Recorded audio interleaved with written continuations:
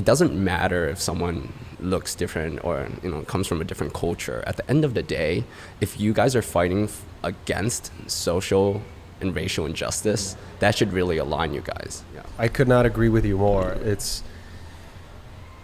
Seeing what's going on now, it's just crazy to me. I know a lot of smart people that want to blame this all on Asians. I know a lot of smart people that want to blame all the attacks on Asians on black people. We got to cut it out on all sides. We got to cut that shit out, because that just tells me that you, number one, you probably don't know enough about that other person's culture or people. And two, you don't have that many friends outside of your own bubble. That's what that tells me. So, and that's okay. But then to bring that extra ignorance into it is not okay. Right. And hey, it doesn't help, it hurts. It doesn't help, it hurts. Because now we're just gonna pit more people against each other. And who wins at the end of the day when Asians are fighting blacks? Right? Who wins at the end of the day if Asians are fighting every other race? Right? Who wins? We all become our own tribe. I feel like we all do the losing. Lucky Boys Podcast. What do you think is the leading cause of it? Is it racism?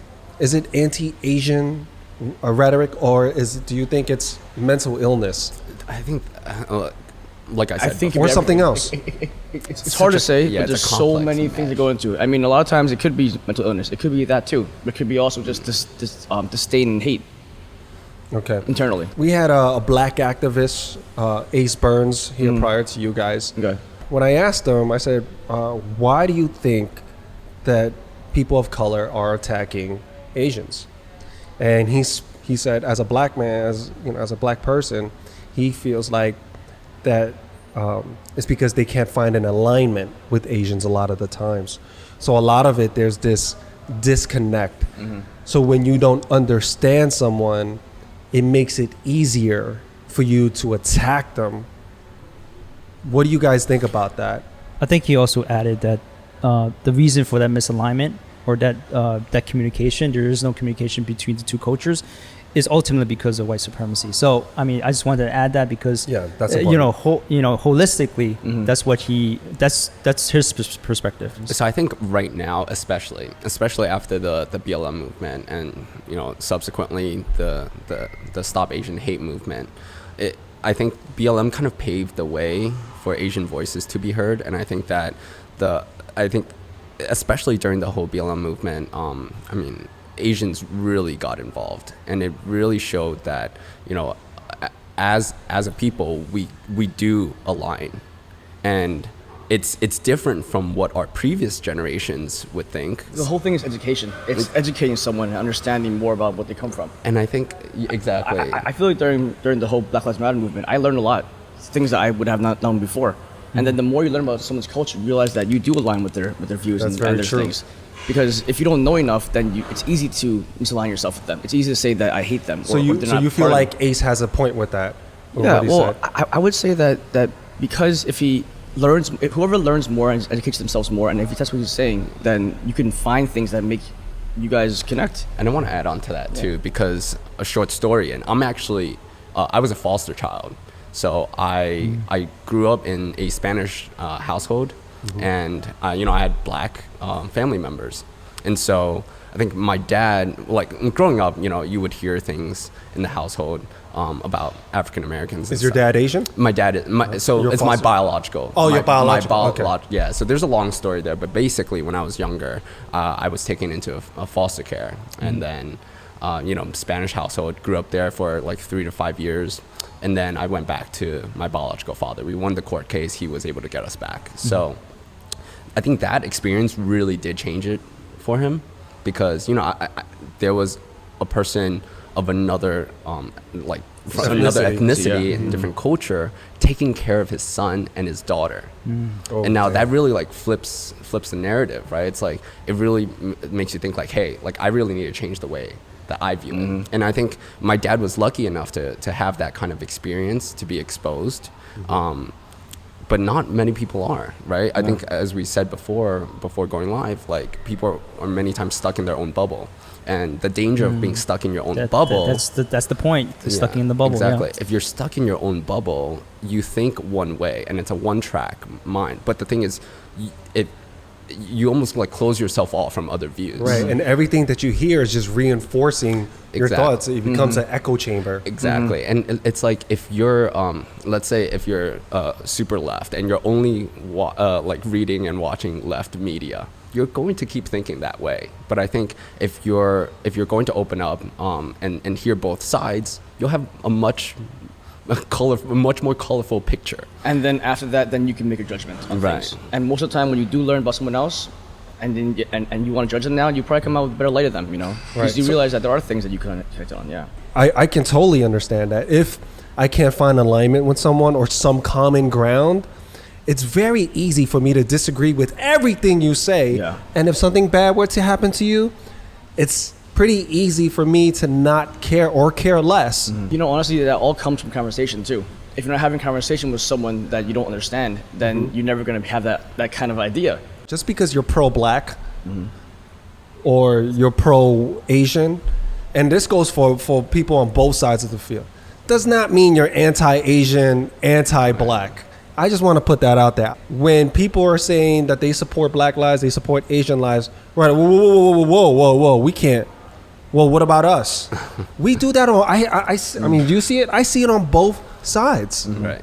I mean, I don't think it's, choose this team or, it's like, how can you be fans of the Knicks and Nets or the Mets and the Yankees? Right. But in this case, I feel like you can't root for both teams because you should. I'm anti-racism. Yeah. Right. That's me. So if that racism comes from someone even under my own roof, then I have to speak up against that and try to help that person see the world in a broader sense. Honestly, everyone has room in their heart to love. They do. They all have energy to love. But the thing is, a lot of times it's directed towards hate, and it's what you direct your energy towards. If you direct your energy towards something negative, and it's very easy, as like you said, to be negative, then you're not putting the leg out there. You're not putting effort to actually understand someone's point of view of their story. I think like in history, I mean, there's so many instances where disasters happen, and we're so quick to scapegoat a population of people. Look at 9/11, right? Look at that. Like we were instantly like scapegoating an entire race of people, and then now with COVID, same thing is happening. And I almost feel like it's so easy to be negative about the situation and pin it on people when the right thing to do really is to come together. And I think we always talk about this, like it doesn't matter if someone looks different or comes from a different culture. At the end of the day, if you guys are fighting against social and racial injustice, that should really align you guys. Yeah. I could not agree with you more. Seeing what's going on now, it's just crazy to me. I know a lot of smart people that want to blame this all on Asians. I know a lot of smart people that want to blame all the attacks on Asians on black people. We got to cut it out on all sides. We got to cut that shit out because that just tells me that you, number one, you probably don't know enough about that other person's culture or people. And two, you don't have that many friends outside of your own bubble. That's what that tells me. So, and that's okay. But then to bring that extra ignorance into it is not okay. Right. And hey, it doesn't help, it hurts. It doesn't help, it hurts. Because now we're just gonna pit more people against each other. And who wins at the end of the day when Asians are fighting blacks? Right? Who wins at the end of the day if Asians are fighting every other race? Right? Who wins? We all become our own tribe. I feel like we all do the losing. Right. We all do the losing. Yeah. And that's what our kids will inherit. I have 2 girls, and I do not want them to inherit the hate. If I was a racist father and I taught my girls to hate other cultures and blame it on everyone that doesn't look like us, that would be a huge disservice as a father and into society. 100%. Yeah, 100%. Going into that, the whole generational difference, right? We can really see the difference from like our grandparents, Our our grandparents. Oh my parents, gosh. Yeah, coming and then definitely, coming into definitely. this Yeah. generation of Asian Americans.